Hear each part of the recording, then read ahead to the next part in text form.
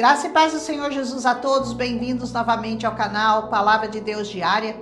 Meu nome é Roselena Patelli, nós estamos aqui gravando um capítulo da Bíblia por dia. Hoje estamos no capítulo 27, o altar dos holocaustos, do livro de Êxodo. Não esqueçam, por favor, de deixar o seu like, de fazer um comentário que ajuda bastante, e principalmente compartilhar com mais pessoas. Quanto mais pessoas forem abençoadas e puderem crescer na graça e no conhecimento do Senhor Jesus, nós teremos atingido os nossos objetivos, que é difundir essa palavra ao maior número de pessoas possível. Amém? Hoje nós estamos vendo aqui o altar dos holocaustos, um altar feito de madeira de cetim, com 5 côvados de comprimento, 5 côvados de largura e um quadrado.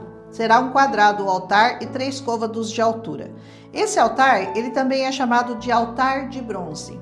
E ele tinha que ficar onde? Tinha que ficar do lado de fora do santuário, antes de você chegar no Santo dos Santos, no meio do pátio, em frente ao lugar santo. E lá haveria chifres ao lado, revestidos de bronze. Onde? Onde era depositado o sangue que era oferecido lá no sacrifício e diante do altar também das ofertas queimadas, tanto no altar das ofertas queimadas quanto no altar do incenso.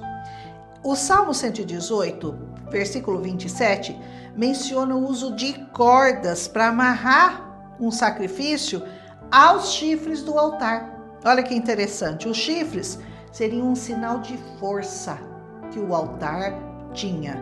Uma pessoa, quando ela estava buscando refúgio, ela tinha sido condenada por algum crime ou por alguma coisa, o que ela fazia? Ela corria até o altar e agarrava no chifre para buscar uma proteção, esperando assim ela evitar a morte e não ser condenada. Sabe quando que isso aconteceu? Que nós vamos ver um exemplo claro? Com Adonias, lá no livro de Reis, 1 Reis 1:50, mostra que o Adonias fez essa tentativa de se agarrar aos chifres do altar para não ser condenado ao crime que ele havia cometido.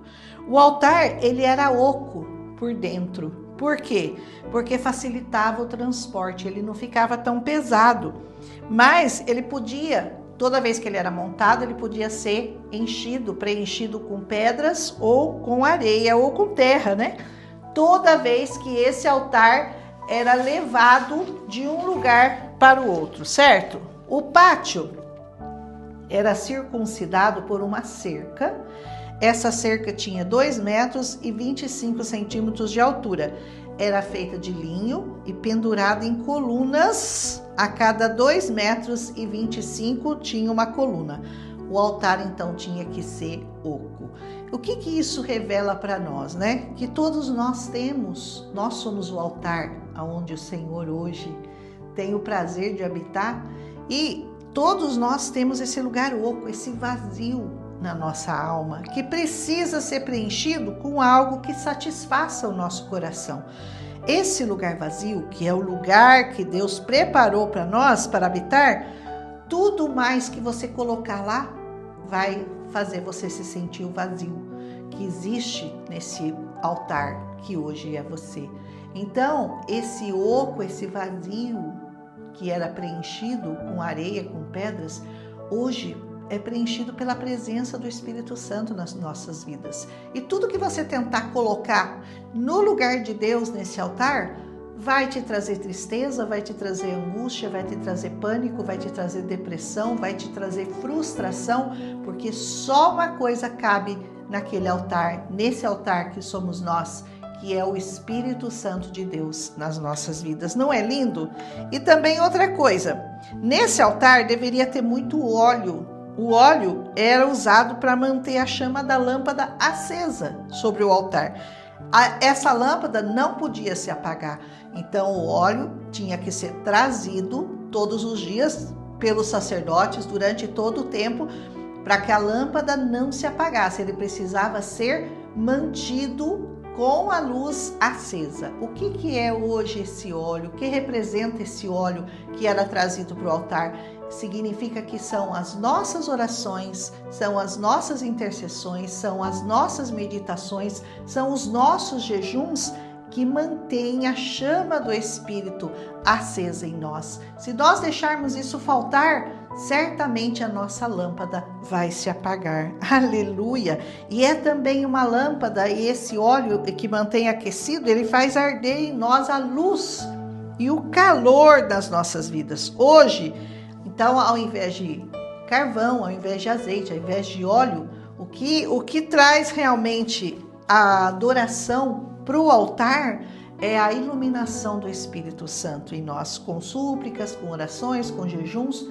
Tudo isso mantém o nosso altar aceso. A chama do Espírito Santo precisa ser mantida acesa em cada um de nós. Não é lindo isso? E finalmente, o altar tinha que estar sempre em ordem. Presta atenção, tudo tinha que estar ordenado, o pão da proposição, a lâmpada sobre a mesa, tudo tinha que estar em ordem para que o sacrifício pudesse ser aceso. No versículo 21, ele fala: na tenda da congregação, fora do véu, Arão e seus filhos se porão em ordem, desde a tarde até pela manhã perante o Senhor. Esse é um estatuto perpétuo pelas suas gerações aos filhos de Israel. Então tudo tinha que ser ordenado. Como tem que ser as coisas feitas para o Senhor? Elas têm que seguir uma ordem. Tudo tem que ser feito com decência, tudo tem que ser feito em ordem, tudo tem que ser feito de acordo com os princípios. Existe um protocolo para você entrar na presença do Senhor. E esse protocolo não pode ser desobedecido. Você não pode fazer a obra de Deus do jeito que você quiser, do jeito que dá na sua cabeça. Eu acho que tem que adorar assim a Deus e eu vou adorar assim. Não.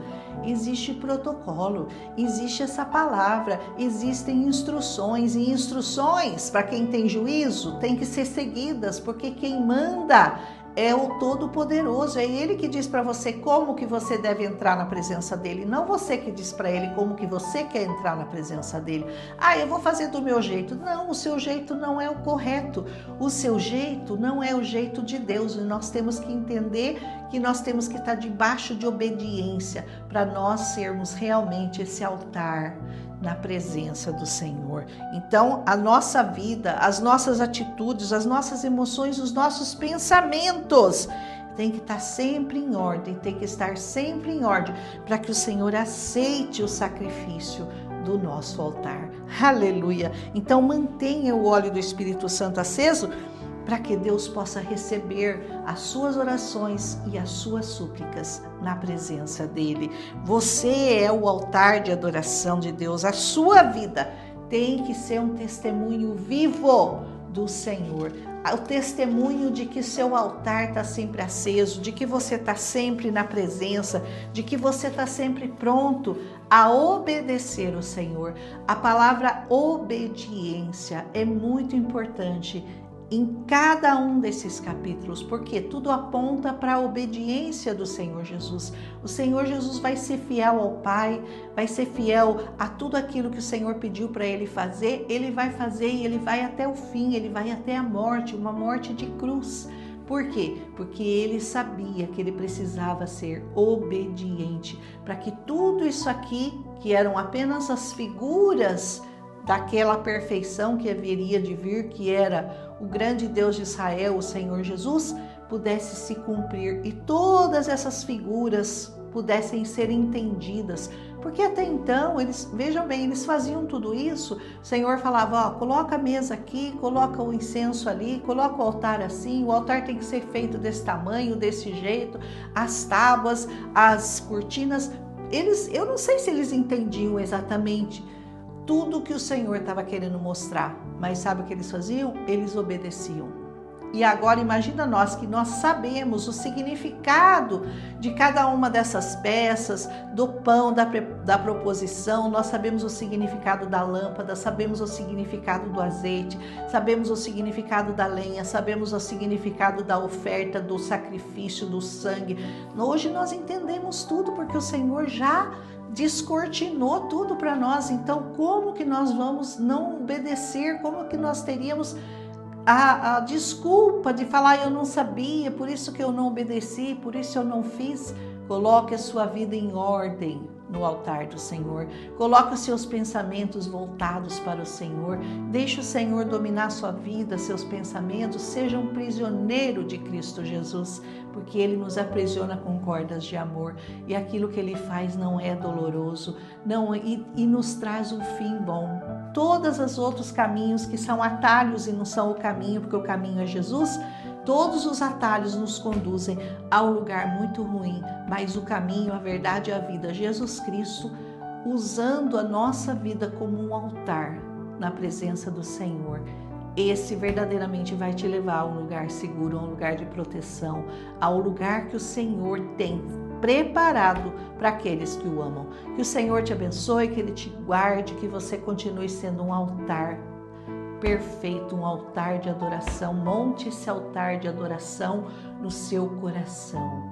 Todos os dias traga para esse altar o óleo, o azeite e assim mantenha a chama acesa da vida do Senhor, refletida na sua vida.